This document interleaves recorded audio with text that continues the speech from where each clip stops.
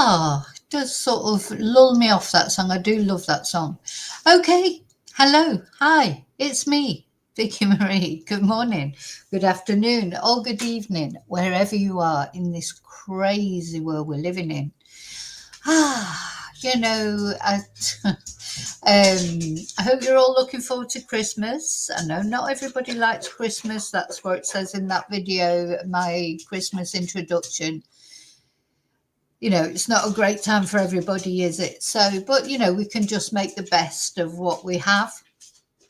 And I've been thinking about it a lot today. So I had to go out into the world today. I had to go out and do things that involve talking to people. And,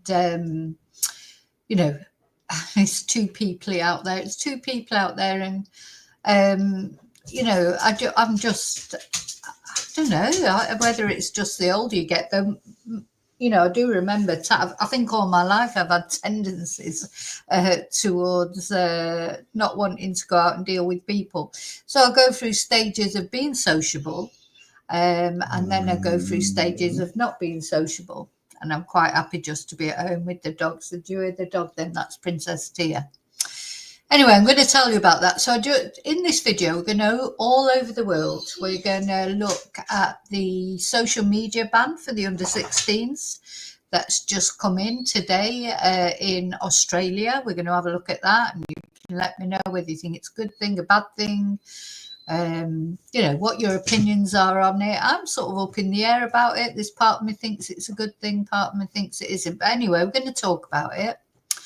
Then we're going to talk about, that's the first thing we're going to talk about. Then we're going to talk about Hugh Edwards. Oh my God. So for anyone who doesn't know, this is a UK TV presenter. He's Welsh. I think Wales must be pretty not proud of him. And this guy, he's like, I've always called him, he's sort of like Prissy Hugh. He's married, 5 kids, religious, always immaculate, like Mr. Prissy. And then it turned out that all the time that he's been married and that actually he is in fact gay, and he's been soliciting young boys during COVID. Well, he'll have been doing it for years. Now the boys that he's solicited, as far as we know, are, you know, of age just. But then, of course, it turned out that he actually did have child P on his phone. Really serious stuff, you know. I mean, to me, it's all serious, but you know, they grade it different grades, and he had the serious stuff on there. But he dodged a bullet, didn't he? He did not get prison time. He got a suspended sentence. And now it looks like he's trying to make a comeback of some kind. He's released this social media picture, which is obvious. It's not a selfie, is it? This is, you know, a professional photo. He looks like an absolute psycho on it, in my opinion. But anyway, maybe he's preparing for a comeback. So we're going to look at that. How can, you know, this expression we have in Spanish, sin vergüenza, no shame. Unbelievable. So we're going to talk about that. I hope that gets, you know, stamped down pretty quick. He was a BBC, worked for the BBC. He was, you know, so well respected. He was the one that commented on the Queen's funeral. Anyway, it all came crumbling down. He's like the modern day Jimmy Savile, really, in a way, because there'd be lots more to him that he hasn't even been held accountable for. So we're going to talk about him, and then we're going to talk a little bit about Jack and Lilly. Jack and Lilly Sullivan, of course, these two little kids, two little angels still missing. Very, you know, it's very hard to see there'll be any happy resolution ever to this case. But, you know, we have to hold out hope. But last night, I'll explain to you in a minute. Last night, I was listening to all sorts of YouTube channels in the middle of the night because I couldn't sleep. And yeah, it started me off thinking, why? You know, because Daniel, the stepfather in this case, we'll talk about it properly later. You know, the police have not charged him with anything. They've investigated into him. They've not charged him with anything. So obviously they haven't found anything, you know, against him. But his neighbour, is it Brad Hong or so? You know, he was saying that it was Daniel that was driving around the night before Jack and Lilly disappeared. But the police have been careful to say that's not, you know, they haven't got any evidence of that. So anyway, I just wanted to have a little chat about why would Brad do that? Why would he say it was Daniel if it wasn't? You know, and without getting authorization from the police as well. You know, surely the police tell people not to talk about anything like that. But so the police came out quite quickly and shut it down. So it's left everyone wondering, was that Daniel that was driving around? I'd still like to know what Daniel's brother was up to. Nobody seems to talk about Daniel's brother. Anyway, we're going to talk about that. Just mull it over a little because there was a couple of things I was listening to. It made me think about it, and I'd just like to say it out loud and what possibilities are there. Why would Brad do that? Why would a neighbour, if it's not true, you know, if it's not true that it was Daniel and he seemed quite convinced, why would he say it was? Now, there are reasons, of course, that he might. So we're going to talk about that as well. So first of all, I want to say my thank yous to everybody. And I want to say a special thank you, of course, just generally thank you for watching. Thank you for liking. Thank you for subscribing. You know, any way you support my channel is so helpful to me in all sorts of ways. And special thank you to my members. And I want to say a thank you. I received a Ko-fi from Bluebell. Thank you so much. Let me put my little thank you. Just too many videos. Oh, there it is. Thank you so much for the Ko-fi. That's really appreciated. Thank you. Very kind, and kind words you put, we're lucky to have you as part of our community. You said you're grateful to be in the community, but it's a win-win situation for us too, because you are a very important member of our community. So a little thank you there. Thank you. Gracias. I put my go. Thank you again. I can't say enough thank yous, really. You have to be grateful in this world. It made me smile as well, because I didn't sleep well at all last night. So when I saw that, when I got up this morning, it just, these things, they lift you. It's not only the financial side of it. It's the nice words and appreciation, knowing that people enjoy my channel means the world. It really does mean the world. Right, where am I going now? Oh, I'm going to have a little waffle. Yeah, so yesterday I had a lovely day. I went out for lunch with some students. It was really nice. It was one of those long lunches that goes on forever. But unfortunately, that meant that I was tired quite early on in the evening. So I went to bed quite early, maybe about 9:30. Because of course there's no I'm a celebrity anymore or anything like that. So I'm back to that is more or less my normal bedtime, to be honest. 9:30, 10 o'clock. I had been staying up later to watch I'm a Celebrity, but it's finished now. So I went to bed and fell asleep immediately, and then woke up at about 12:30. 1 o'clock, and I was part of the Wide Awake Club then.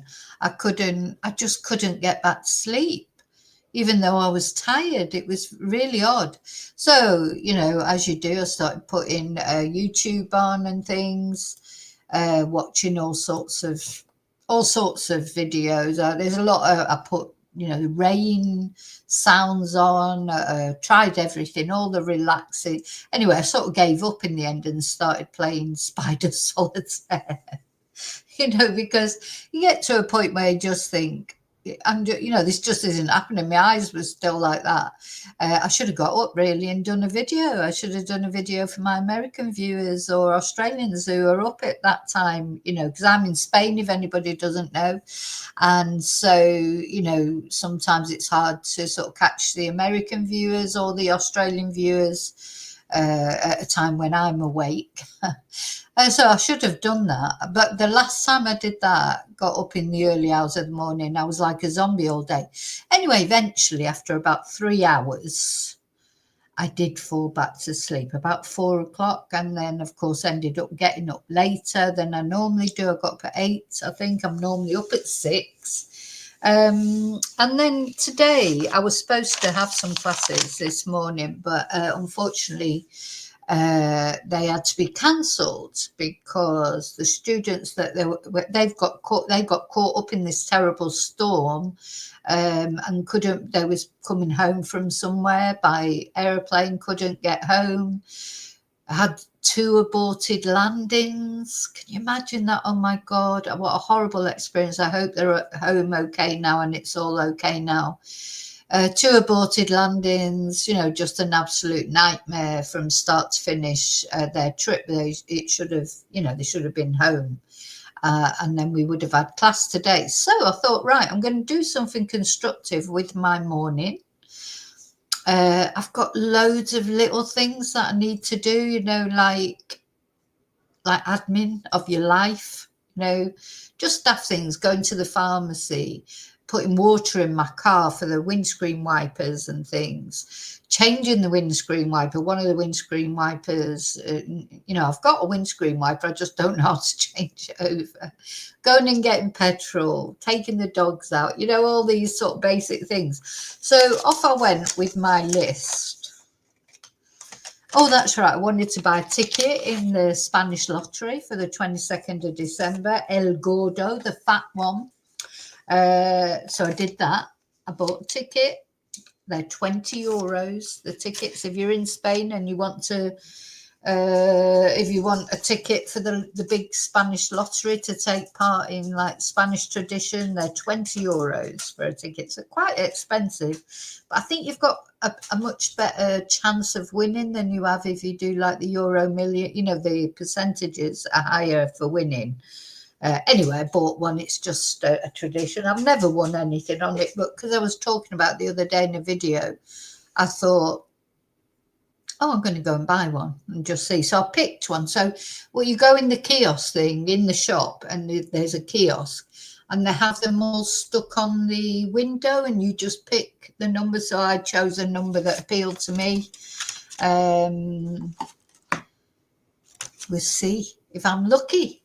Will I tendré suerte? Will I be lucky? I hope so.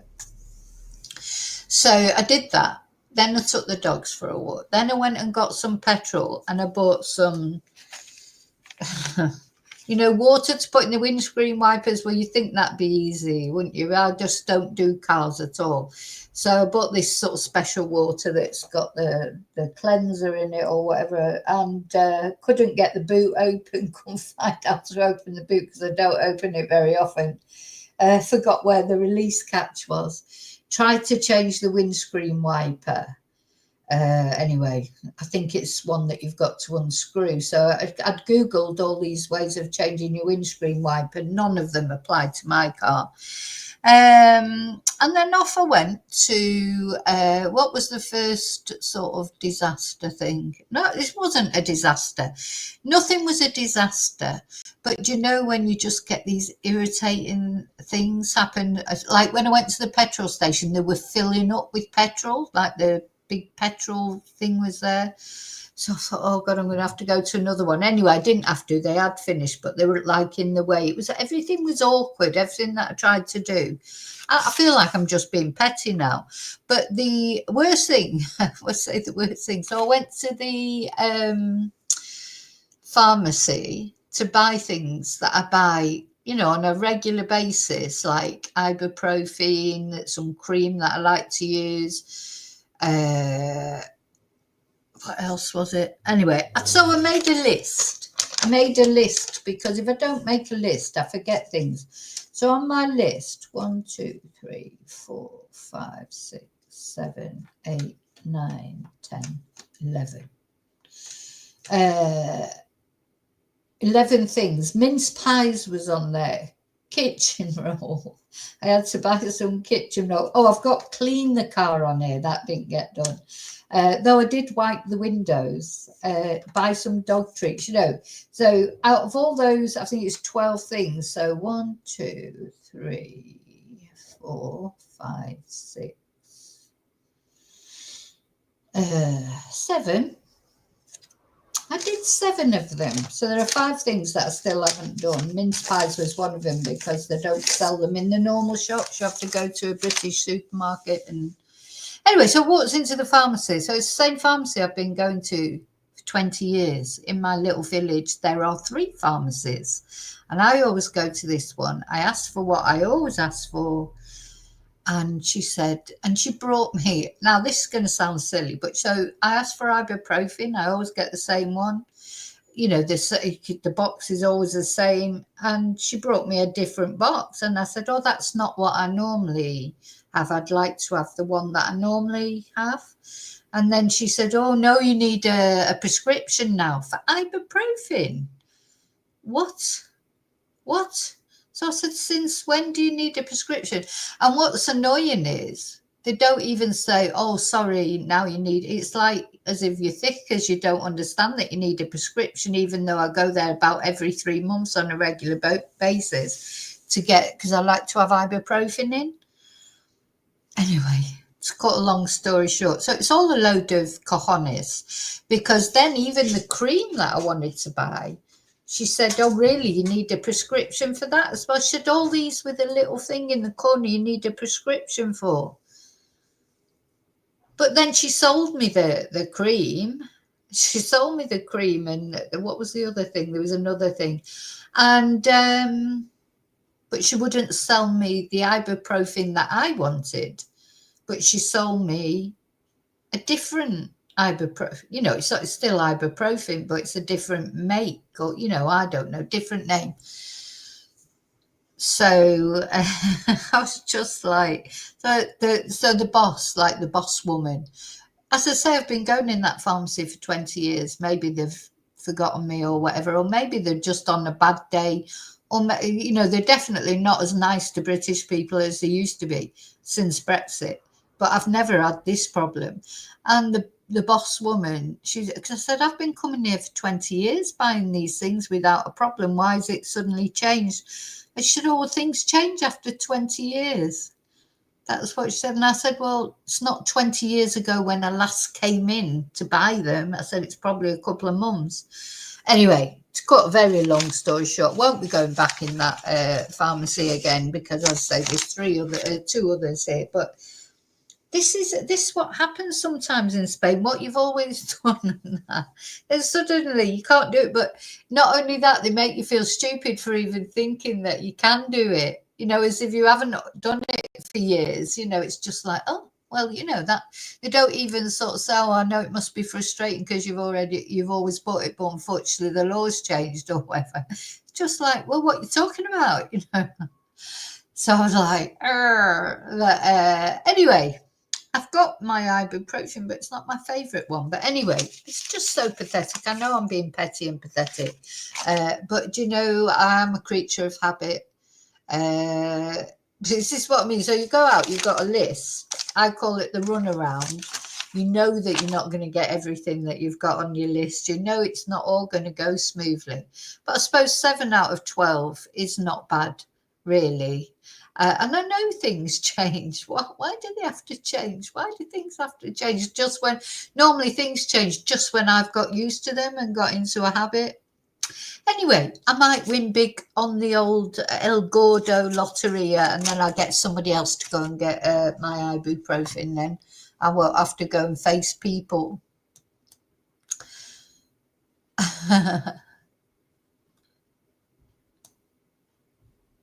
So, yeah, can't get my ibuprofen the same. Now, I don't take much ibuprofen, but it's like a comfort blanket. You know, it's there, and if I want to, you know, it's just there. It's weird. Anyway, I'm going on about it, I know, but it is my drug of choice. So yes, I'm quite tired today because I didn't sleep at night. There's nothing worse than being part of the Wide Awake Club, is there? I should definitely have got up and done a video. It just you lie there, don't you, and you think, oh, I'll fall asleep in a minute, I'll fall asleep in a minute, and then an hour later you're like that sort of. Anyway, there you go.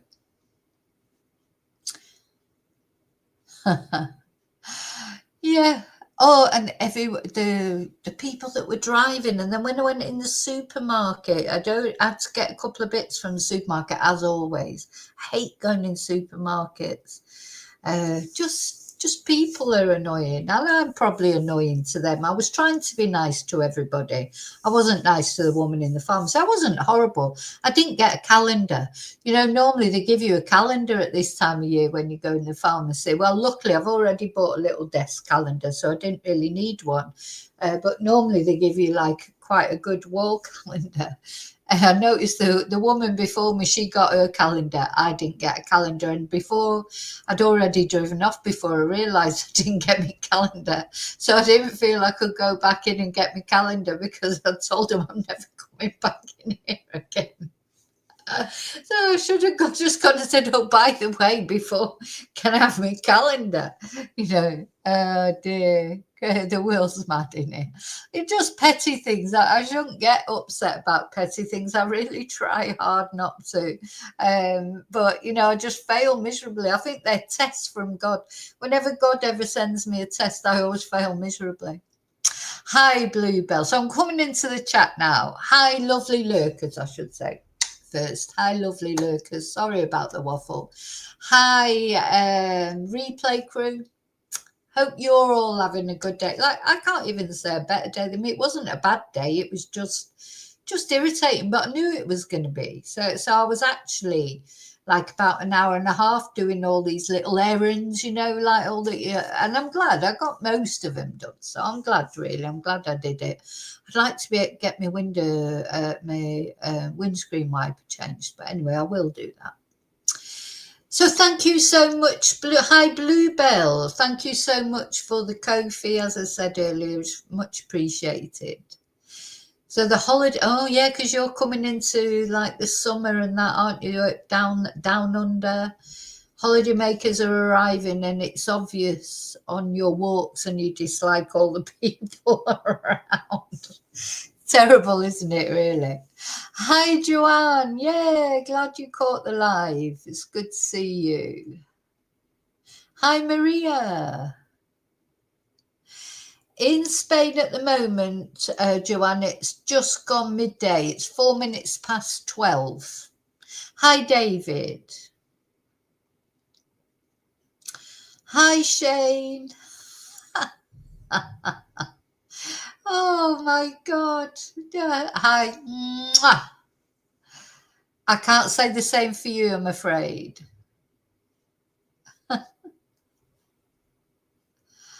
Oh dear, do you know what? We couldn't give a shit, Shane, about you, what you do, what you don't do. We just don't care. We don't care, literally. You are nothing to us. Nada, insignificante. Muy insignificante. Couldn't give a shit. We could not give a shit about you. Did I say it? Hi, Maria. Hi, Angel. Oh, Angel, I hope you have more luck. I did get it. I have got it, but, you know, I've got, but, you know, I think it's like, normally I get the 500 mil. Maybe that's what they've stopped letting you have, because they are quite, you know, they are quite powerful. But then I'd just take one of them. So if you get the small ones, then you've got to take two, or what, I don't know. Anyway, it means it's nothing in the grand scale of things. It's nothing, is it? A bit like Shane, really. Totally irrelevant in the grand scheme of things. You know, sometimes we get sort of wound up, don't we, about little things, but there you go. Hey, Admit.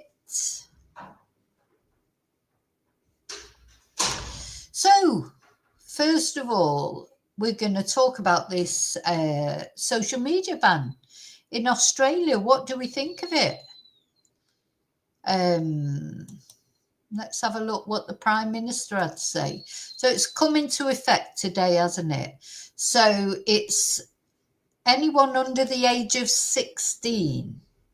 So it's not, you know, a total ban on social media, but if you're under 16, if you... The right of kids, this is the day when Australian families are taking back power from these big tech companies, and they're asserting the right of kids to be kids and for parents to have greater peace of mind. This is the day when Australian families are taking back power from these big tech companies, and they're asserting the right of kids to be kids and for parents to have greater peace of mind. This is the day. So, you know, it's a very bold move. It's a very bold move. You know, it's a dramatic move, isn't it? And of course, it'll be popular with a lot of people, and it'll be unpopular with a lot of people, especially young people. You know, I can't decide. There's sort of, I do agree with it in a lot of ways, but then there's part of me that doesn't. Let's have a look what Sky News has got to say about it. Will it make a difference? I mean, the thing is, young people, they're media savvy, aren't they? Will they just find a way around it? Will it make no difference to them? You know, will they find a way to still get on there, hiding their age or whatever? I don't know how it's going to be policed, really, but let's see. Let's speak to Nicole Johnston, who's in Sydney. Nicole, tell us more. Well, the Australian government's been preparing for this for months now, and it has finally taken effect. For the last couple of weeks, these social media apps, the big tech companies, they have been removing kids from their accounts, closing those accounts. So we've gathered a bit of a crowd here in the inner west of Sydney to find out what some of the kids and the parents think. Now, you're under 16, so it's going to affect both of you girls. How are you feeling about it? The fact that you no longer have all of those apps, the TikToks, the Instagram, everything. Well, first of all, I think it's a pretty bad idea altogether, the social media ban. And if the Australian government wanted to regulate social media, I feel like there would be a lot of better ways to do it. And what about you? Do you sometimes feel like you're addicted or doom scrolling? Not really, but I feel like for some people they can get addicted. But I think it should be up to the parents' discretion, not the government saying if you can or can't be on social media. Let's see what some of the young men here think. What about you? Are you going to miss your social media? I'm not removed from anything. The ban hasn't worked. It hasn't worked? Why is that? Because my camera's terrible, so they think I'm 16. Oh, so you're one of those kids who's found a way around it. I guess so. Are there other kids? Is that what they're doing? They're finding ways around. Yeah, that's what they're doing. What about you, mate? I'm also not banned off social media, but if I do get banned, it's not going to be very good because I've had social media most of my life and can't really go without it. So your account hasn't been closed yet? Yeah, that's one of the interesting things with the ban. It seems that it's still quite patchy at this stage, and the Australian government has made it clear that there could be problems ahead, that it won't necessarily be smooth sailing, but regardless, they think that they need to do this. Now, parents... Well, it definitely won't be smooth sailing, will it? It'll take a lot of ironing out. I mean, look, just a few of them there have said already they're not banned from social media, so they've got through the, through the gateway, if you like, and they found a way around it. There's part of me that thinks, no, it's a good thing. And then there's another part of me, because I do feel that it lets the social media platforms off. They are the ones that should take more responsibility in policing their content, because a lot of content that might be harmful to an under 16-year-old is also harmful to an adult. A lot of the things that are on there are horrible, aren't they? So really, is it not up to these social media giants? They're the ones making money out of social media, big money out of social media. So your TikToks and your YouTubes and your Instagrams, etc. The actual companies that shouldn't they be more responsible? They're the ones that earn the big money from it. So shouldn't they be more responsible for regulating their content rather than just banning? I suppose it's easier to just ban a whole age group than it is to monitor the content that's going on.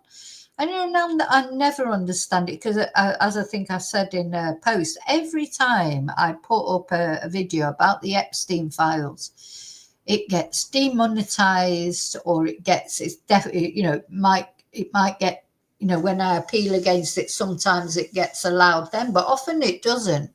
In fact, more often than not, it doesn't.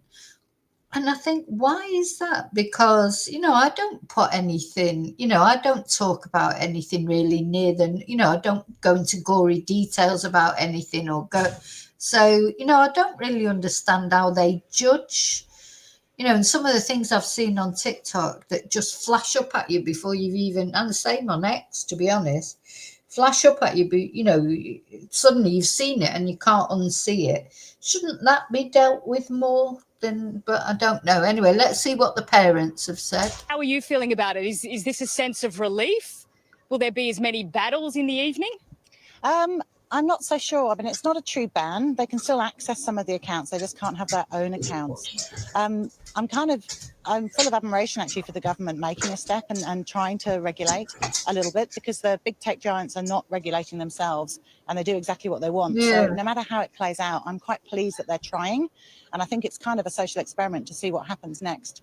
And we have a dad here of two very young children, so it's really going to affect them. What do you think? How are you feeling about it? Well, as she just said, I think it's a good idea because it'll keep the next generation off social media and, yeah, really stop them ever starting those accounts. Now, there is an argument that it should be up to the parents to decide, that the state's intervening, making all the rules. How do you feel about that? I don't think I'm technically savvy enough to keep her off if she wanted to. So I think the government getting involved is a good thing. But maybe some parent training on how to identify how they're getting around it would be good. Do you think this ban or restrictions, that they'll actually work? Or do you think the kids will find ways around it?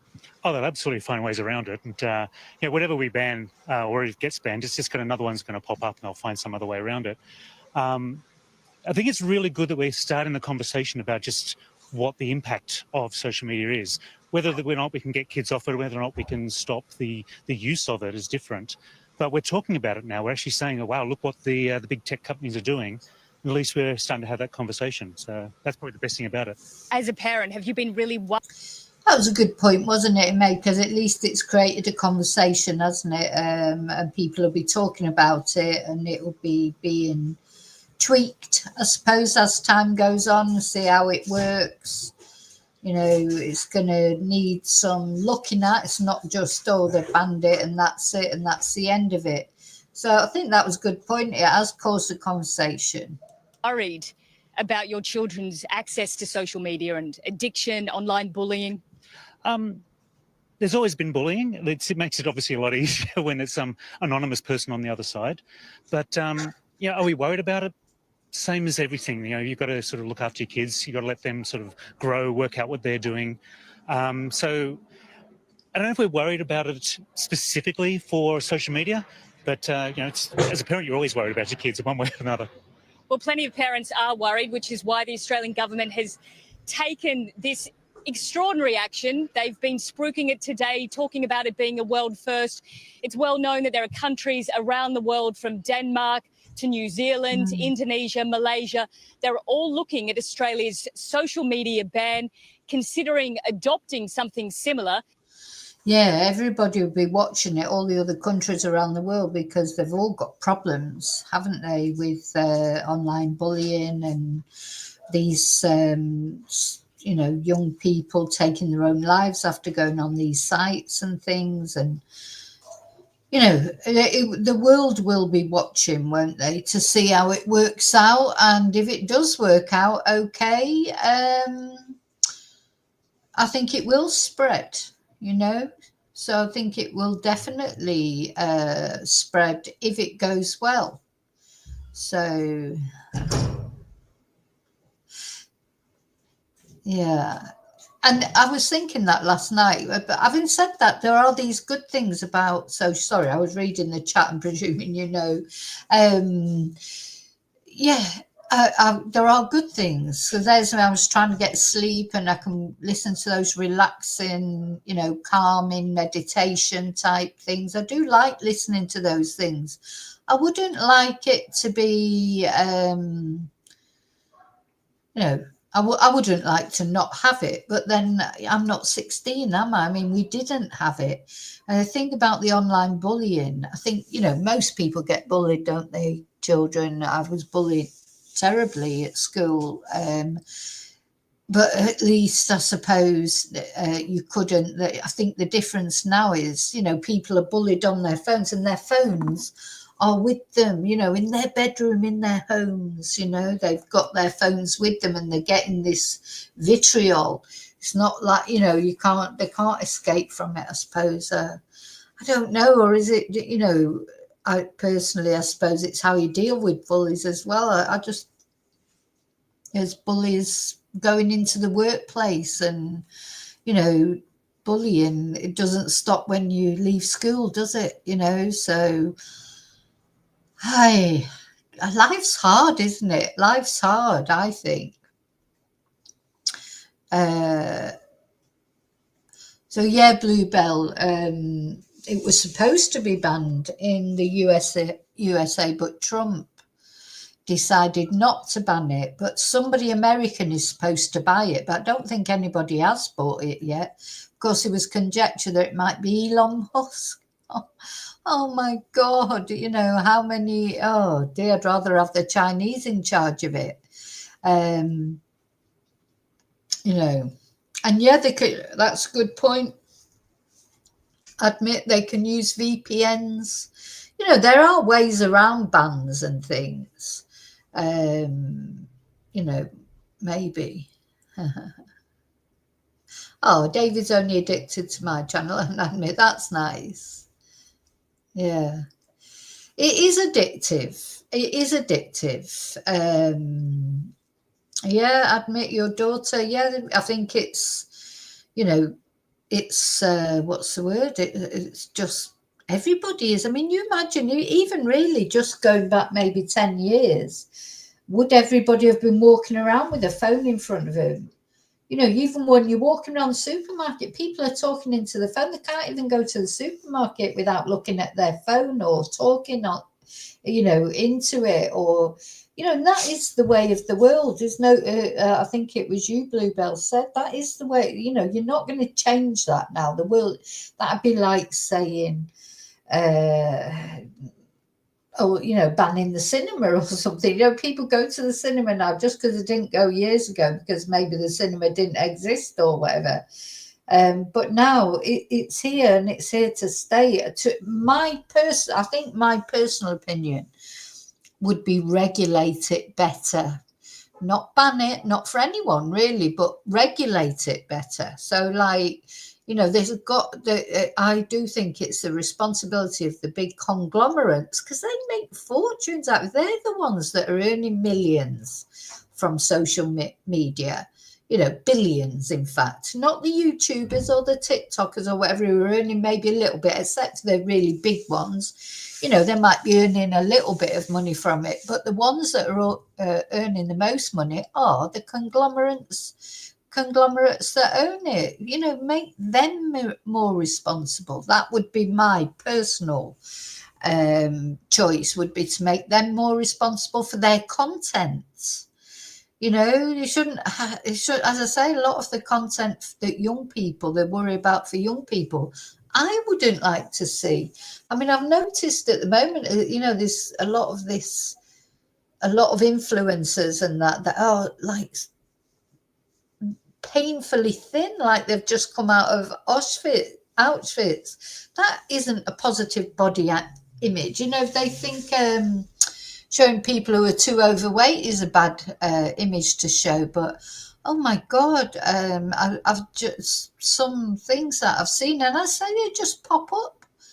You know, I don't look for them. I don't want to see them. I don't even type in, you know, I don't type in skeletal woman, you know, and then Ariana Grande comes up, or Kelly Osbourne. They've all been on this Ozempic apparently or whatever.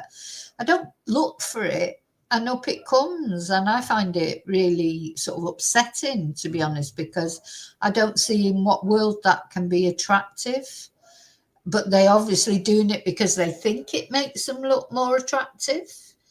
You know, so there's things like that. And then also violence comes up. The worst thing that comes up as well is sometimes somebody being horrible to a child or an animal. I can't bear that.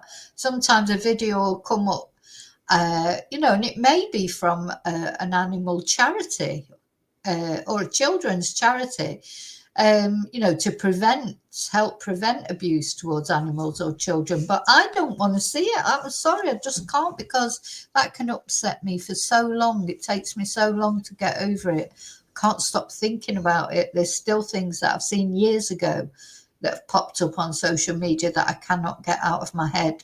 So, yeah, I think they need to be more responsible with their content.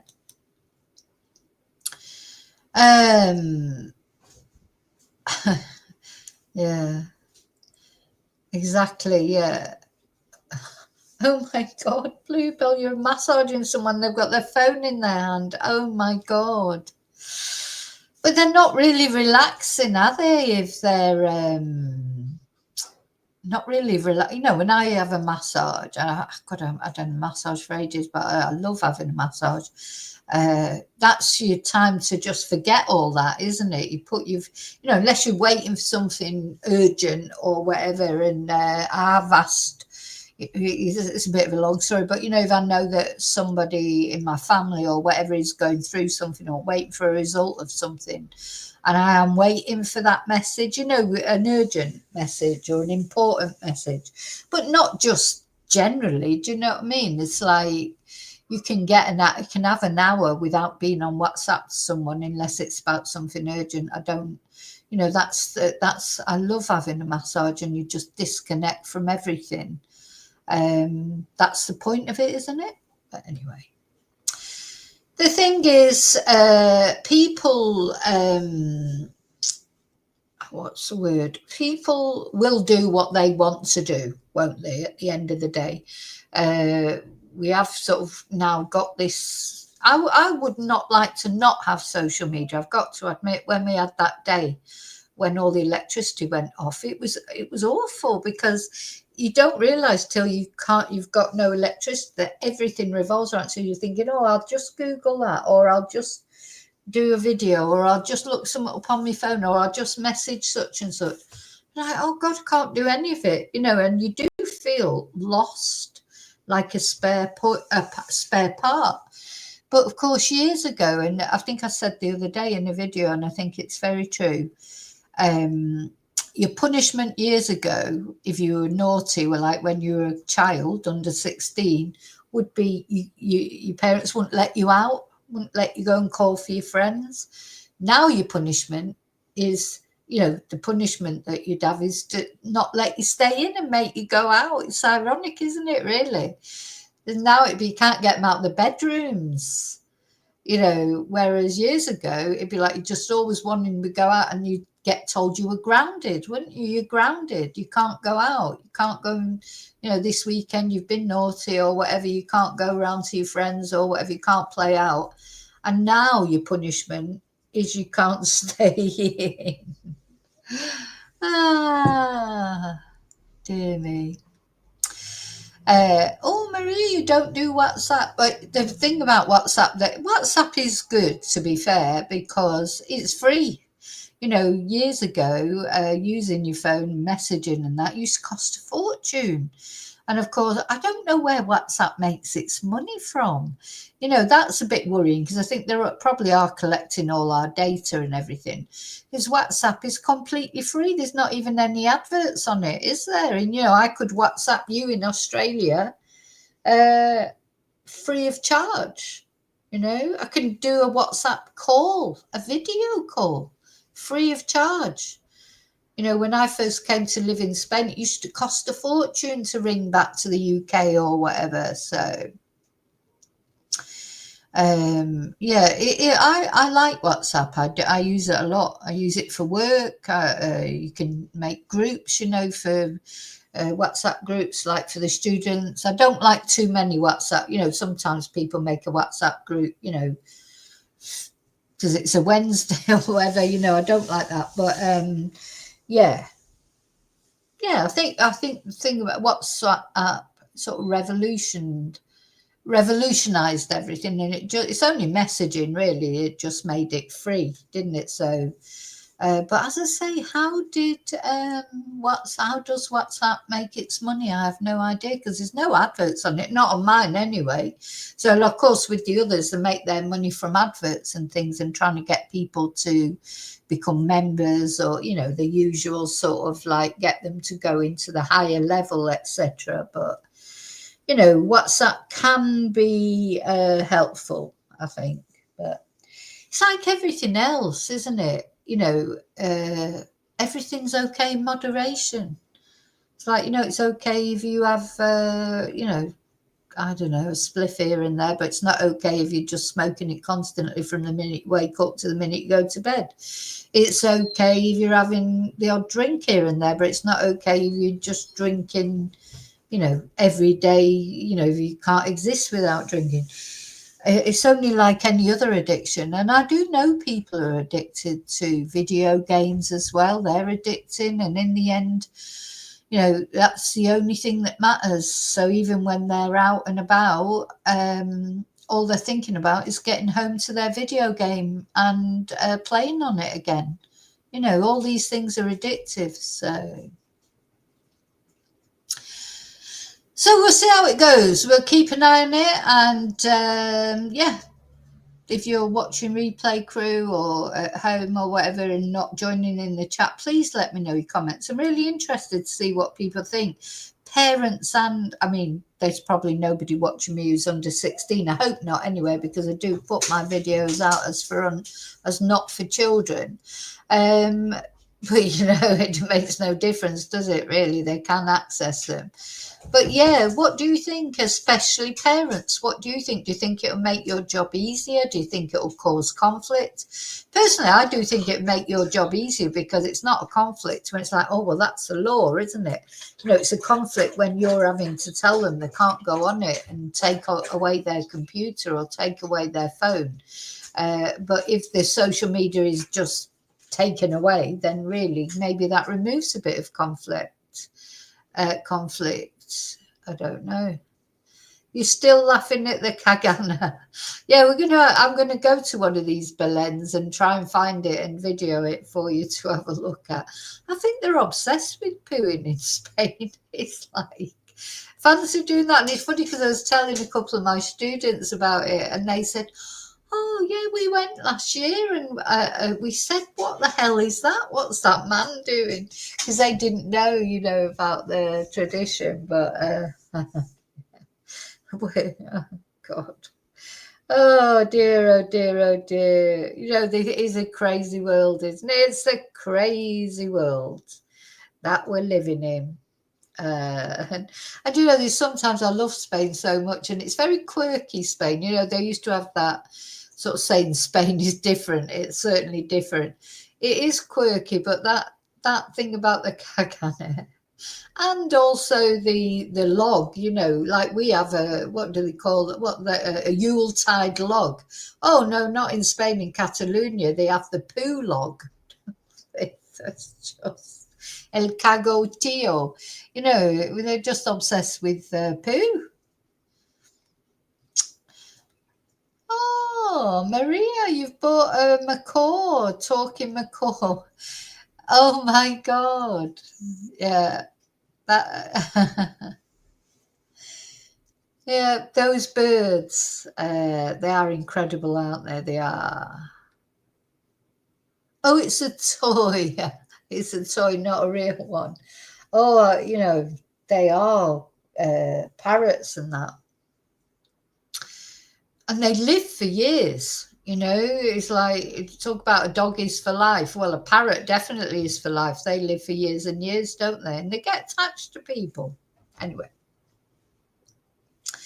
Okay, now remember, later I will be dividing up this video and releasing them separate. That's more or less what I want to say about that. I just wanted to remind everyone that it's kicking in today and see.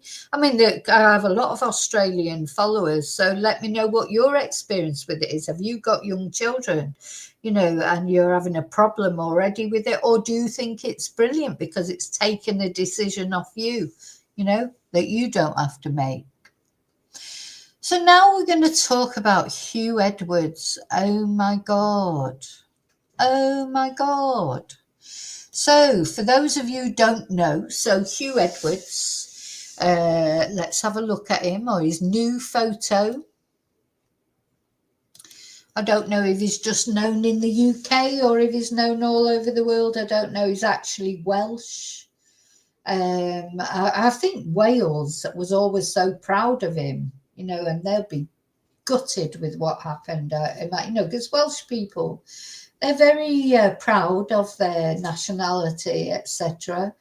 And Hugh Edwards was one of those boys who done good, you know, like Tom Jones or, you know, Shirley Bassey or someone from Wales who did well, you know, in an industry that's probably dominated more by English people. And there he was, Hugh Edwards, all the time hiding. His massive secret was that he was, you know, he's actually, well, he could be bisexual, I suppose. And there's nothing wrong with that. That's his choice. But he was so prissy. You know, the problem with Hugh Edwards is, like, for me, the problem with these people who lead double lives, it's not the fact that they're bisexual or homosexual or whatever they are. I don't care. Well, as long as they don't, you know, I mean, he is also a PDF. I do care about that. It's the hypocrisy of it. You're talking about a man that would be out there, you know, like he's Mr., you know, bloody, his poo doesn't stink. Do you know what I mean? He could be the Caganer or whatever, you know, that, but his poo doesn't stink because he was like, Mr. Perfect, holier than thou, wasn't he? Like, appearing on all these church programs and with his wife, his 5 kids. I mean, I feel so sorry for his wife and his kids, because if they didn't know, which I presume they didn't know. So this is the man he was the one who announced the death of the Queen. He's the one who commentated on the funeral of the Queen. You know, he's like the BBC's jewel in the crown. He was earning an absolute fortune, and he's been pensioned off and everything. You know, they said they were asking for money back from him, because don't forget, in the UK, and people pay their TV license, they've been paying Hugh Edwards's wages for years, paying him, you know, $250,000 a year or whatever that he was earning, and all the time he was soliciting photos of young men and going out and meeting them and having trysts with them, and during COVID. And he was caught with child P images on his phone, and of the most serious kind. As I say, I think they're all serious, but, you know, they do have grades. And he was caught with child P on his phone of the most serious kind. Yeah, Joanne is a UK presenter. He's a BBC, you know, the BBC, like the British Broadcasting Company. He was like their jewel in the crown. He was their highest paid presenter. And this is a reason why a lot of people now are not buying their TV license anymore. They don't want to give money to he won't be the only one who's still there.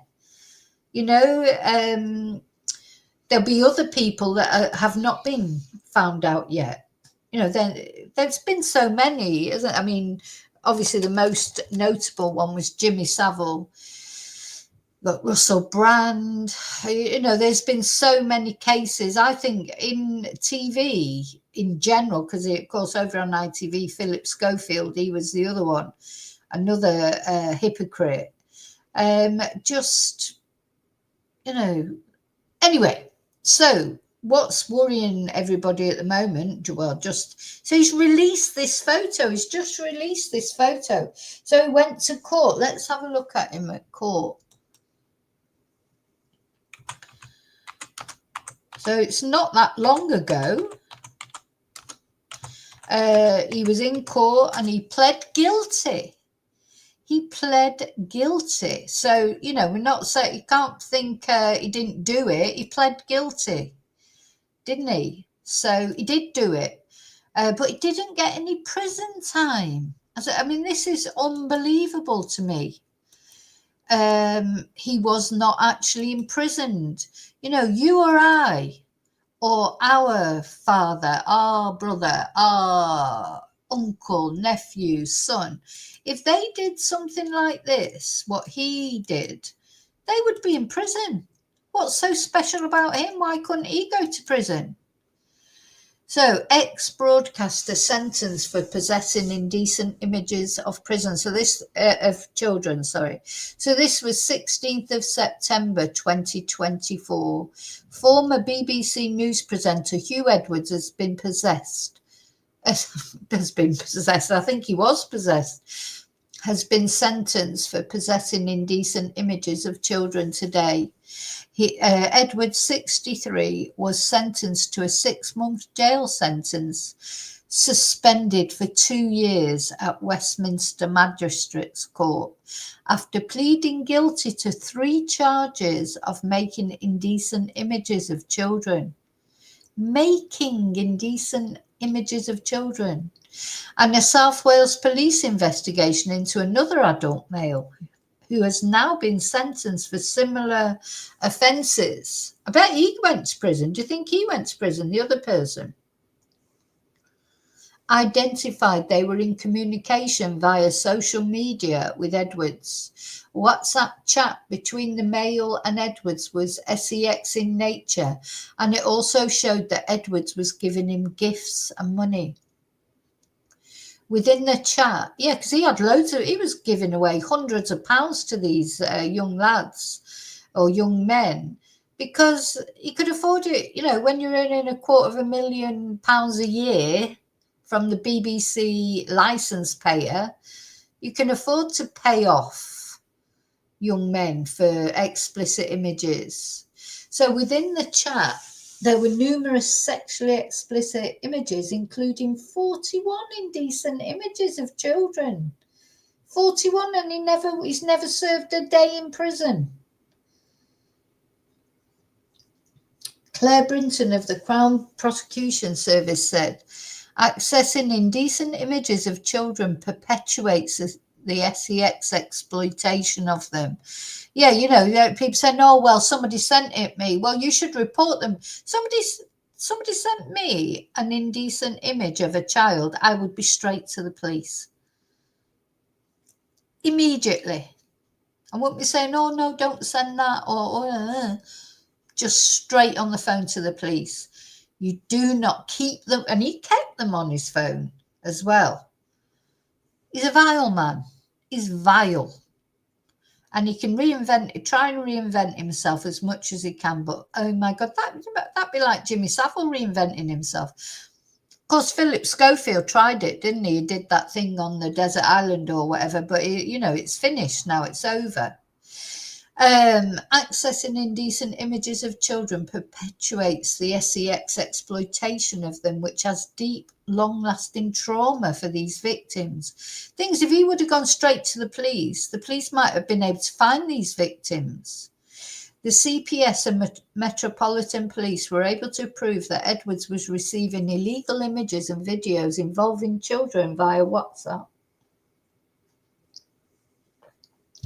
This prosecution sends a clear message that the CPS, working alongside the police, will work to bring to justice those who seek to exploit children wherever that abuse takes place. So he was sentenced to a 6-month jail sentence, suspended for 2 years, and he had to pay costs of £3,000. £3,000. Oh my God. For him, for Hugh Edwards, having to pay a fine of £3,000 is probably like me paying €3 fine, isn't it? You know, it's disgusting. £3,000, that's all it's worth. So he was found to have 41 category A images, 6 moving and 1 still. So, you know, just listen, moving images. What does that mean? Do you know, like, it's disgusting. What have you got to do to get a decent sentence then? You've probably got a bit, you know, I'm sure if he would have been an immigrant or something, he would have got a worse sentence. So, yeah, 6 moving images, category A, and 1 still image, and he did not get prison time. 12 category B images, all moving. 22 category C images, 1 moving and 21 still. And the estimated ages for the children present in the category A images is generally around 13 to 15, but with 2 of the moving images showing a child aged around 7 to 9. The estimated ages for the children present in the category B images is generally around 12 to 14, and the category C around 12 to 15.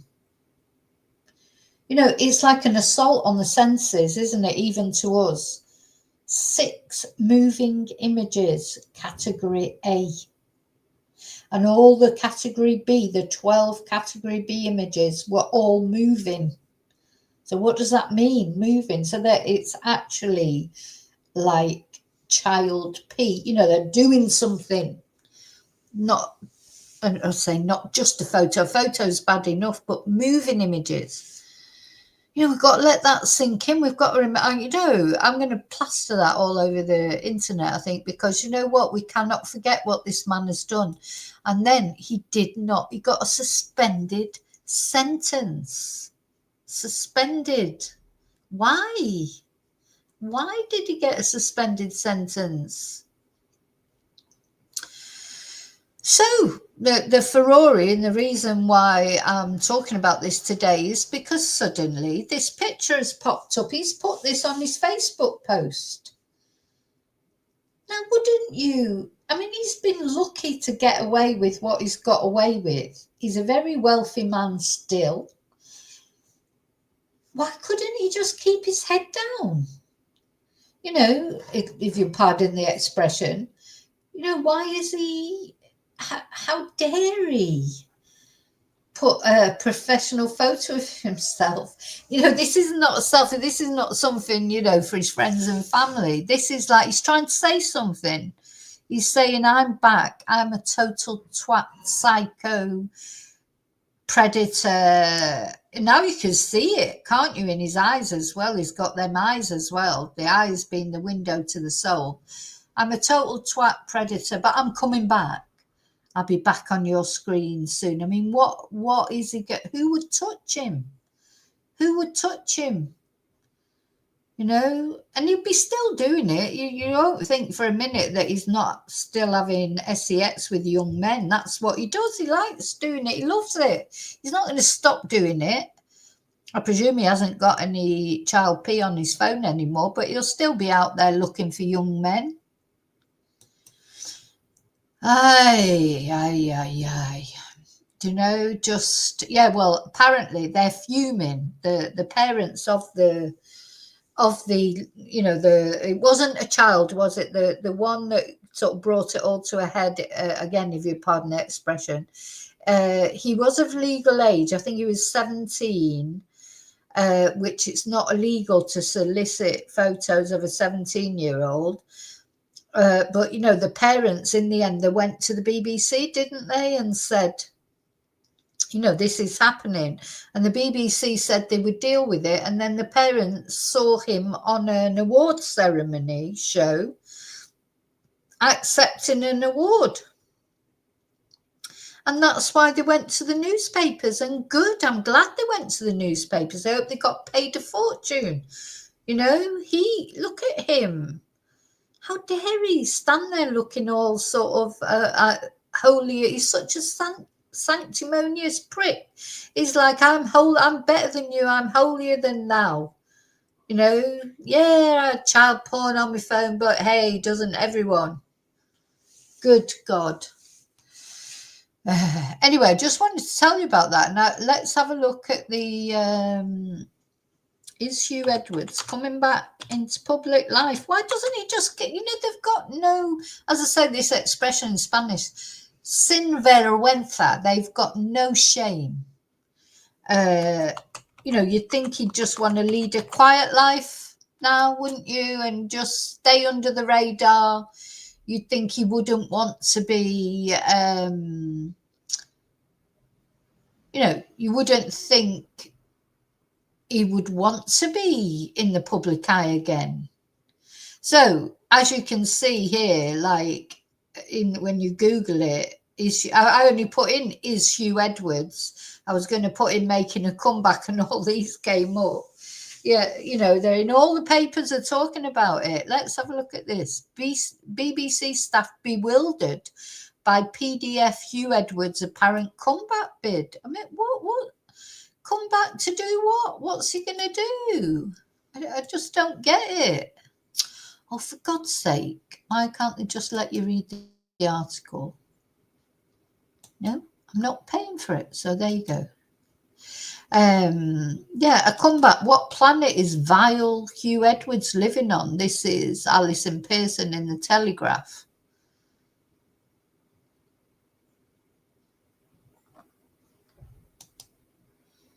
Oh God, you've got to. They're all behind paywalls. Drives me absolutely mad. But I'll just carry on till I find one that isn't. We have to go for the sun.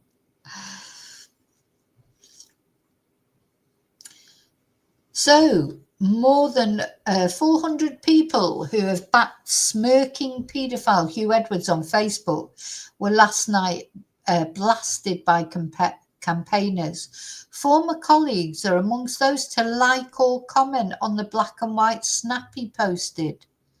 Oh my God, what people are putting likes on it. Oh my God. So,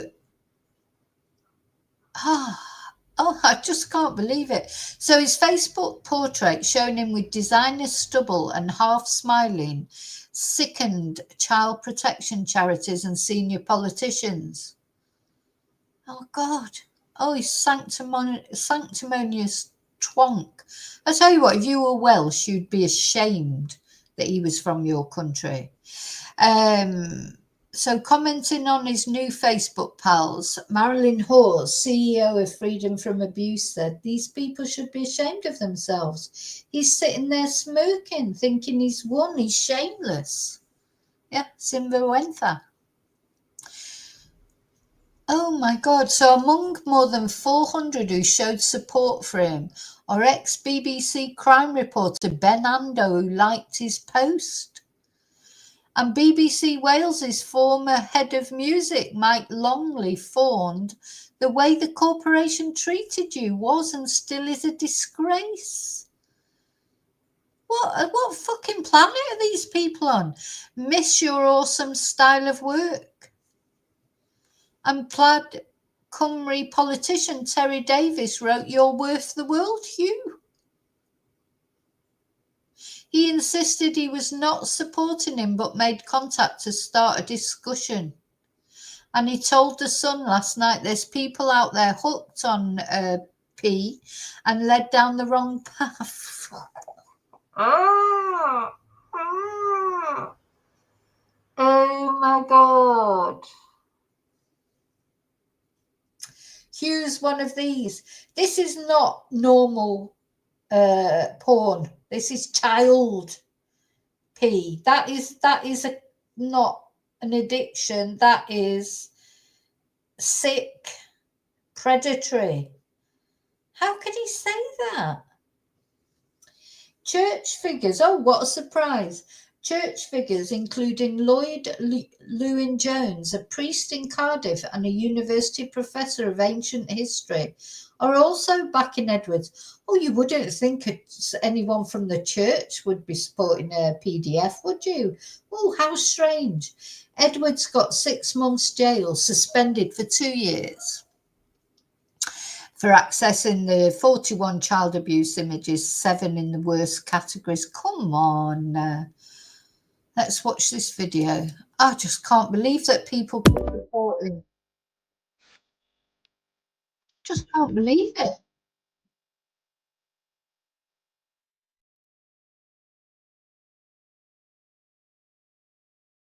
See that woman that was, is that his lawyer? I don't know if that's his lawyer. I wouldn't care how much she was paying me. I could, well, she has stood quite a long way away from him, actually. You'd have to have your meter in between, wouldn't you? He's disgusting. I couldn't have him anywhere near me.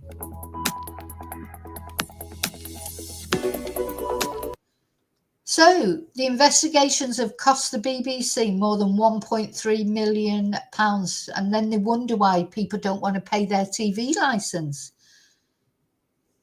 Why are people paying for these people like him?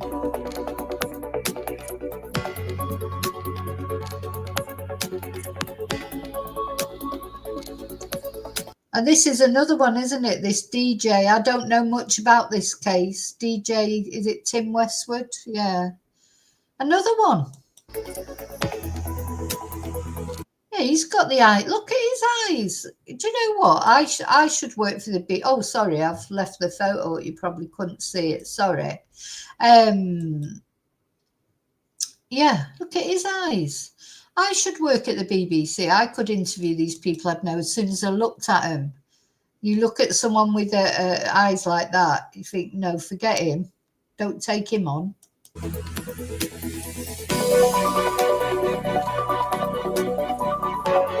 Actually, let me just put this back to the beginning. And I'm going to turn the sound down because YouTube doesn't like music. Yeah, if I was that woman, I mean, she, as I say, she stood quite far away from him, isn't she? I don't know who the other woman is at the back, but I couldn't have him anywhere near me. I just couldn't. I hope she got paid well. She bloody, you know, they do anything for money, these lawyers, won't they? So the bill is the equivalent of 8,000 license fees. Oh, look. You know, there you go. There's the other one. Remember him? Jim fixed it for me. Yeah. So the bill is the equivalent of 8,076 license fees at £169. The license fee is now. Now, you know, I have watched a few things on the BBC lately that I've enjoyed watching. I think they do some things really well, but you know, their reputation now, unfortunately, is tarnished. You know, and then they, you know, well, Donald Trump, he said he was going to sue the BBC. He hasn't, he won't. You know, he's just all talk, isn't he? But, you know, what they did with that, you know, they did misrepresent what he said, and they shouldn't be doing that. They have done a lot of bad things, and then they're wondering why people don't want to pay their TV license. But people would rather pay for YouTube Premium or something like that, you know. Watch YouTube. Well, YouTube's free. You just have to put up with the adverts.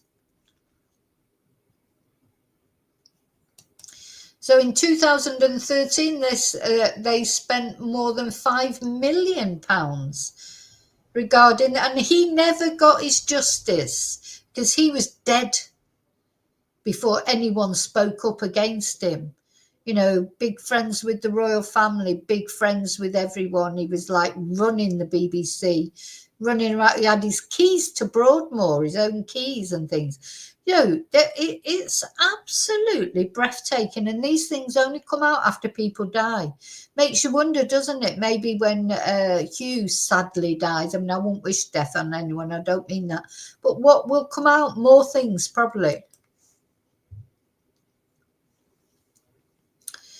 So, yeah, just awful.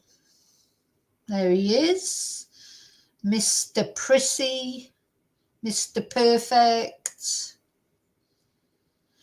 Oh, this is Bernardo, the ex-BBC crime reporter who liked his post. Well, I'd be suspicious of him then as well. Who would, I mean, how thick have you got to be, even if you did feel sympathy towards him? Which I don't feel any sympathy towards him whatsoever. I think he's got away with it. But you know, how thick have you got to be to go on his Facebook post and press like? Just like, you know, they don't care, do they, about the children? Do they? Yeah, the Martin Bashir thing was another thing. There's been so many scandals, hasn't there, in the BBC? This is just one of them. This is just one, and I don't know where the BBC are going with all this, because, yeah, there you go. He's smirking. He's like, you know, what he's saying, they're saying, no, no, no, no, no, I didn't go to prison. I'm coming back with a vengeance. With his psychotic eyes. They are look at that. You wouldn't want them looking at you, would you? Bloody hell, in the dark. Look. Ooh, gives you the creeps. Literally gives you the creeps, this guy. And you know what's the worst thing about him is he is one of those that hid in plain sight. You know, there he was, perfect husband, perfect father, church going, preaching to everybody, you know, getting his awards. He probably would have been up for a knighthood soon, you know. And now we see the real Hugh Edwards. The real him. He does not give a shit. And do you remember his poor wife? She came out for him, didn't she? And said, oh, he's had some mental issues lately. Well, being gay is not a mental issue. You know, being gay is the way you are, and he should have embraced it, not make it out to be some sort of mental issue. God, just looking at those eyes, honestly, it makes me go cold. I'm going to have to take that off. Absolute twonk. Where's my what a twonk thing? What horrible man. No, and the thing is, what people have to remember is the way, not only the things they do to their victims, Philip Schofield was the same, but all those years of lying to their family, you know, the lies, and, you know, not just one. Well, this won't be just the thing that he did recently. He'll have been doing it all his married life. All his married life, won't he? He'll have been doing it. Won't be the first time. Won't be the last. He'll be doing it now, but he's not with his wife now. She's finally divorcing him. She stood up for him, didn't she? That's another thing I'm sorry I couldn't do. Not because he's, you know, if your husband comes out to you and he did, you know, he's gay, but not after all those years. You'd be like, right, how could you even stop thinking about all those you'd start thinking about all those times he wasn't there when he was supposed to be there. Was he with a lad? You know, was he doing this? Was he doing that? You won't be able to stop thinking about it, would you? No, disgusting. You are a disgusting twonk, and anyone who supports you is also a disgusting twonk.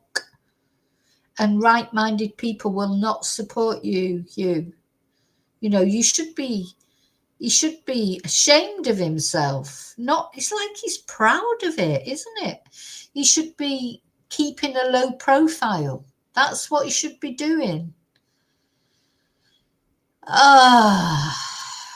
Anyway, so I just wanted to show you that, share my outrage. And I'm sure you're all outraged too. It's revolting, isn't it? Okay, so now we're going to just talk briefly about Jack and Lilly Sullivan. These kids, you know, the more, you know, anyone who's got anybody missing at this time of year. Oh, just let me, because Rolf Harris was another one, wasn't he? I forgot to mention him when we're talking about PDFs. He was another one. There's been so many of them. So, yeah, we're going to talk about little Jack and little Lilly and the total lack of progress.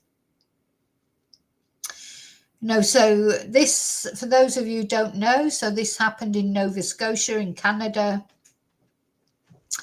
Jack, who was 4 at the time, but he has turned 5 now, and Lilly, who's 6, 2 siblings, just disappeared out of their backyard, basically, in a sort of remote-ish property in Nova Scotia. 1 minute they could be heard playing, talking, next minute it all went quiet and they were gone. And not really any you know, people saying there's traces, but there are boot prints, and there was bits of a blanket found, but then there's a lot of speculation that they might have been planted. You know, basically, this happened quite a long time ago now, quite a few months ago, 6 months, I think, and there's been no progress in this case, or certainly no official progress. There's been searches made. They've had the cadaver dogs out. Many searches, because there's like a wooded area around. Now, apparently Jack had gone missing once before, hadn't he? He'd ran away. Sometimes kids do run away or go on an adventure and get lost. Just seems funny that for 2 to disappear like this, but of course, you know, might have been one egging the other one on, and you know, the official sort of narrative from the the Canadian police at the moment is that they wandered off and something's befallen them. Either someone's taken them off or they had an accident and they're still in that wooded area somewhere. But of course, suspicion has fallen, as it always does in these kind of cases, with the mother, Malaya, and the stepfather, Daniel. Now, what I just wanted to talk about today, because as I was watching all these videos just last night when I couldn't sleep, one of the videos I was watching was from DT, Drunk Turkey, and he was talking quite a lot about the neighbours. So the thing is, Daniel and Malaya, the parents, or the mum and the stepdad, they have another baby. They have a baby, Meadow, and they say everybody went to bed at 9 o'clock. Though Malaya said that Daniel was still awake when she went to bed and she didn't know what time he went to sleep, blah, blah, blah, blah. But the neighbours say, two of the neighbours say that somebody was driving around that Thursday night before the kids went missing on the Friday morning. Somebody was driving around the area, and Brad Wong, one of the neighbours, he has said it was definitely Daniel. But then he apparently said to the other neighbour, it was that the other neighbour only heard a vehicle, didn't notice whose vehicle it was. And apparently this Brad Wong said to him that it was Daniel. And the other thing I'd like to know is, where is Daniel's brother in all this? Because he lived on this property as well. You know, on that property where these children disappeared from, there was Malaya, Daniel's brother, and Daniel's mother. There were 4 adults living on that property, and these children disappeared. Seems odd to me. And as I say, why is Daniel's brother never really mentioned? Anyway. So what I just want to talk about is why, what's the reason why, if Brad Wong is wrong, sorry about that, Wong is wrong, about it being Daniel who was driving around, because then the police came out and said, no, we have no evidence that it was Daniel that was driving around. We have, you know, they didn't say it wasn't Daniel. They just said they have nothing to say that it was him. You know, it was that sort of comment. So if that's true, what the police say, that it wasn't Daniel and it can't be proven it was Daniel, why would Brad say that?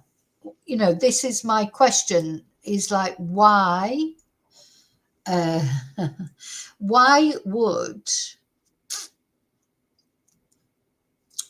the neighbours say it was Daniel if it wasn't? And he said categorically it was Daniel.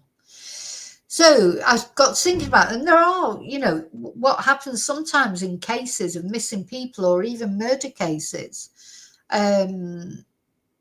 People do phone up and say, like, say it's a poor girl who's gone missing and then been found murdered. People ring up and say, oh, that's my ex-husband. He confessed to it. Sometimes they say things like that to get them out of the way. You know, if they're going for an acrimonious divorce or whatever, and they'll phone up the police and say that they, you know, it was their ex who did it, just to get them out of the way. You know, and that these do happen. So when the police ask for information, it's difficult because sometimes people ring up with false information, deliberately false. Sometimes it's not, you know, people will ring up and say, oh, I think I saw them. It's, you know, sometimes it's just like you know, they're people trying their best to help, but, you know, they report a sighting that turns out not to be the person or whatever. But sometimes they ring up deliberately and say, you know, oh, my ex did it, or my ex is involved. And I just wondered that about Brad. You know, what's the relationship?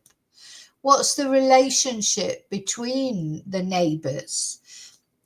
Does he not like Daniel for whatever reason. Just let me I've got a picture of these little ones somewhere. Yeah, maybe he doesn't like Daniel, and he sees, you know, because neighbours, especially in areas like that, where you might not have many neighbours, but quite often there's a lot of friction between them. And maybe he's seen an opportunity to get his own back on Daniel for something. Do you think? Is that a possibility?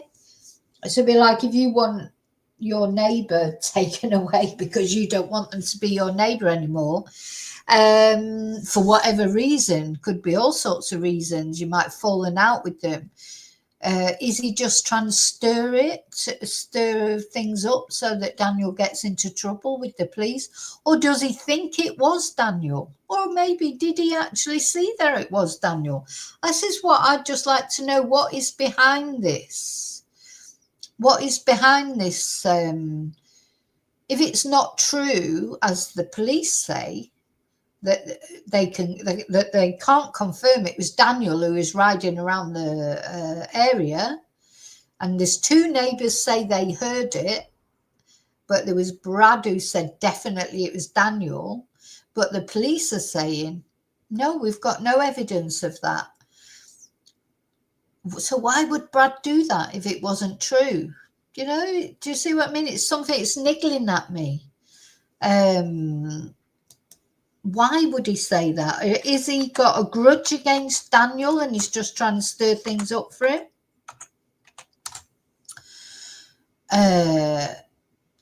Or was it Daniel and the police are just not wanting it to be out in the open that it was Daniel? So yeah, the Nova Scotia, oh no, I can't use that, trying to. So Jack and Lily were missing have been missing from the 2nd of May this year. So do you know what? That's a pretty miserable Christmas in that household, isn't it?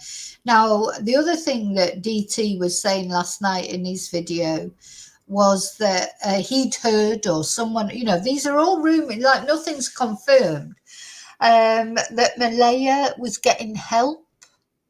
And we don't even know what that means. I mean, getting help, does that mean she's under a psychologist? You know, some people think Malaya, the mother, was involved in the disappearance of Jack and Lily. And now, then her other child, Meadow, the child that she's got with Daniel, has been taken off her, and she can only have supervised visits.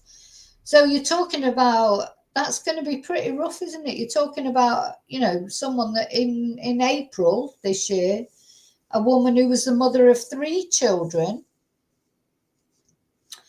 and now 2 of them have disappeared and the other one's been taken off her.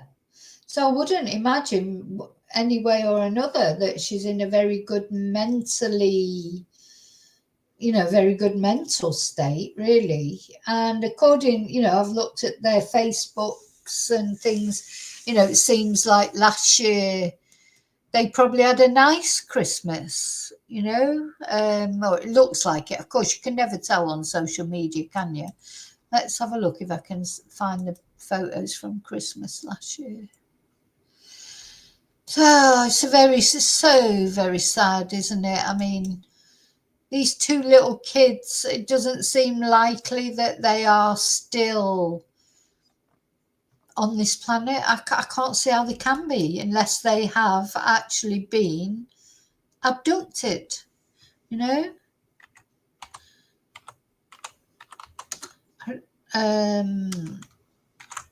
They can't be still, well, they can't have, you know, they certainly can't have sustained themselves.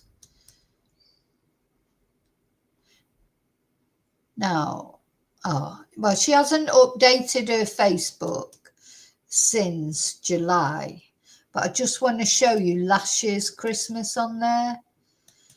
I do feel for Malaya, especially if, you know, I don't know if Malaya had anything to do with the disappearance of Jack and Lily. I just don't know. But so this was from the 5th of December last year. And there's Jack and Lily with the tree and Meadow in the middle looking at the tree. It's a beautiful photo, isn't it? Absolutely beautiful photo. Now what a difference a year makes. So now we are coming up to Christmas again. Jack and Lily are God knows where, and Meadows, in care. So very sad. I will be doing some sort of a video, because all the missing person cases that we look at, especially the children ones, coming up to Christmas now, it'd be tough for the parents one way or another. Even if they're the ones, if they know what's happened to them, it still won't be easy. I know a lot of people are down on Malaya. I can't be down on her because I have no idea what happened to Jack and Lily. Same with Daniel. We have to presume that the police have investigated everything, and nobody's been arrested. So, wouldn't there be some trace of these children if they had come to foul play at the hands of their parents? Wouldn't there be some residual evidence? Because they were seen on CCTV the night before, weren't they? So they were definitely still alive then. And then the next day, by 9, 10, 11, when the police turned up, they disappeared. So if there was a car driving around trying to dispose of evidence, or where are their bodies? I know there's probably lots of places that, if they'd come to foul play, there's probably lots of places that could have been hidden. But because the police will have looked into all that, I just don't know. But this picture is haunting, isn't it? So this was coming up to Christmas last year. These two little mites and their little sister Meadow sat in front of the Christmas tree. And now look at this year. Jack and Lily, God knows where, and Meadow is in care, bless her. Now, I presume she's got a foster parent. Maybe she is with a family. I hope so. So no wonder Malaya's going through a bad time. If it's true that she's getting help, I mean, we don't know what that means. Does it mean she's, in hospital, or is she getting a psychiatrist, or how is she coping? Because not only her children have disappeared and her baby's been taken away from her, everybody, she's getting a lot of hate, of course, because a lot of people think she's responsible or knows what happened.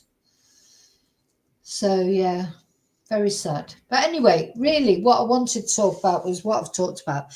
What would Brad Hong's motives be to say that it was Daniel that was driving around, disputed by the police, who are saying, no, there's no evidence of that. And to me, the only reason why Brad might say it if it wasn't true is if there was some dispute between them and he's just trying to stir it up. Or, of course, the other alternative is, does he know what happened to Jack and Lily and he's trying to deflect the attention to somebody else, because that happens. I remember another Christmas case in the UK. Do you remember the poor girl who was killed by her neighbour? And then, what was that? Joanne, she was called. And it happened at Christmas. Her boyfriend was away. A neighbour killed her and then tried to cast shade on the landlord. And he got hung, drawn and quartered by the press, didn't he? And I need to find the full names. Because he was a bit of an oddball. Yeah, Christopher Jeffries. Let's have a look. Let's put this. So, yeah, this poor girl, Joanne, was attacked and murdered by her neighbour, Victor Tabernac or something. He was called Victor something. There he is. There's the neighbour. And it was him that had killed Joanna Yates. But he cast shade on Joanna's landlord because he was a little bit of an oddball, and Chris Jeffries, you know, and so the press just hounded him. And I think he was arrested in the end, but of course, he didn't do it anyway. And in the end, they did find the real killer. And Christopher wrote a book, and there was a play made about a TV documentary, etc. And he changed his image a bit. He cut his hair, and he looks quite different now. I can't find a recent picture of him. But what I'm trying to say is, sometimes people do that, you know.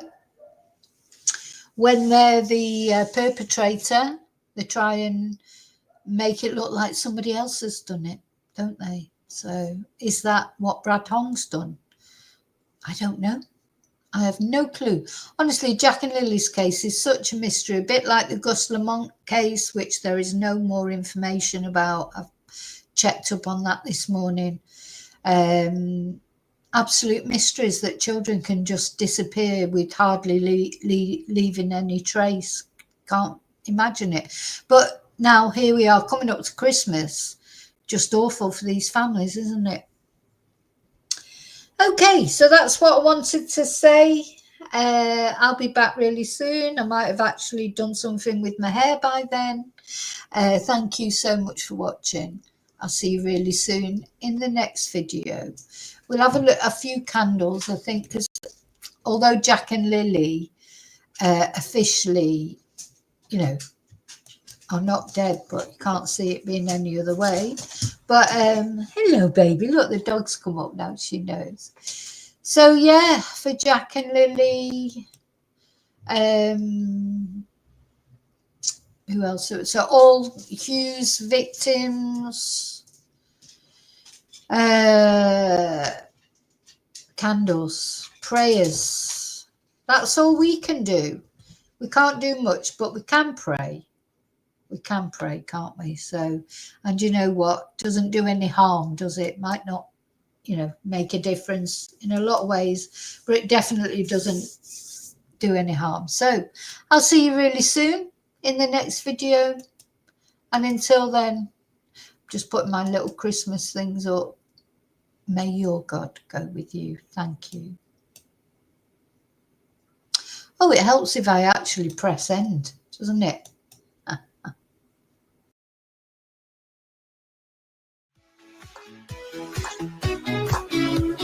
Click that like if you're smiling today.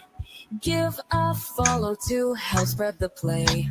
Share the play with friends everywhere, so more can laugh and show they care. Like, follow, share, subscribe, don't hide. Like, follow, share, subscribe, don't hide. Like, follow, share, subscribe, don't hide, don't hide. Join Vicky Marie's Ride Worldwide. Tap that bell so you never miss a dose of love and endless bliss. YouTube others, search my name, Vicky Marie. Let's grow this flame. Thanks for the support. You're the best crew. Now go tell the world you know what to do. Vicky Marie. Ha ha ha. You Marie. Ha ha ha. Let's glide now. Click that like if you're smiling today. Give a follow to help spread the play. Share the joy with friends everywhere, so more can laugh and show they care. Like, follow, share, subscribe, don't hide. Like, follow, share, subscribe, don't hide. Like, follow, share, subscribe, don't hide, don't hide. Let's grow this flame.